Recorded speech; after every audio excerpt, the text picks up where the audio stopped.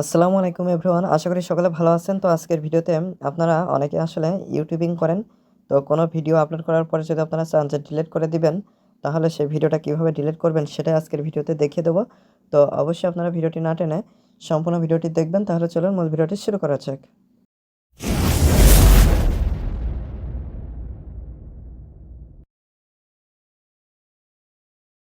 তো প্রথমে আমি গুগল ক্রোম যে ব্রাউজারটা রয়েছে এই ব্রাউজারে চলে আসছি। ব্রাউজারে চলে আসার পরে এখানে সার্চ অর টাইপ ইউআরএল, এখানে youtube.com, এখানে আপনারা ভিজিট করবেন। ভিজিট করার পরে আপনাদের যদি এখানে ডেস্কটপ সাইটে ওপেন না হয়, তাহলে আপনারা হচ্ছে গিয়ে থ্রি ডটে ক্লিক করে দিবেন। ক্লিক করে দেওয়ার পরে এখানে আপনারা ডেস্কটপ সাইট নামে একটা অপশন পেয়ে যাবেন, এটা চালু রাখবেন। আমার এখানে দেখতে পাচ্ছেন অলরেডি চালু করা রয়েছে। তো চালু করার পরে আপনাদের যে চ্যানেলটি রয়েছে সেটা এখানে লগ ইন আছে কিনা সেটা একটু চেক করে নেবেন। তো আমার এখানে লগ ইন করা রয়েছে। জাস্ট চ্যানেল আইকনের উপরে ক্লিক করে দিয়ে ইউটিউব স্টুডিও এটার উপরে ক্লিক করে দিলাম।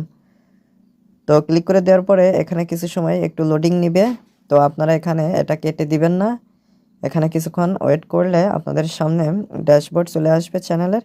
তো আপনারা এখানে চ্যানেল ড্যাশবোর্ডের নিচে ভিডিও যে আইকন রয়েছে এটা পেয়ে যাবেন, এটার উপরে ক্লিক করে দিবেন। তো এটার উপরে ক্লিক করলে আপনারা সমস্ত ভিডিও আপনার চ্যানেলে যেগুলো আপলোড করেছেন বা যেগুলো শিডিউলড করে রেখেছেন সবগুলো দেখতে পারবেন। জাস্ট যেটা ডিলিট করবেন সেটার উপরে ক্লিক করে দিবেন। তো আমি প্রথমটা আপনাদেরকে করে দেখাচ্ছি।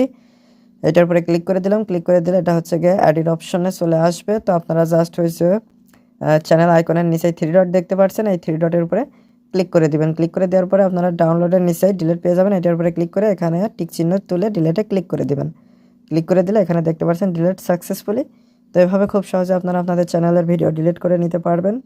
তো আশা করি মূল বিষয়টা বুঝতে পেরেছেন।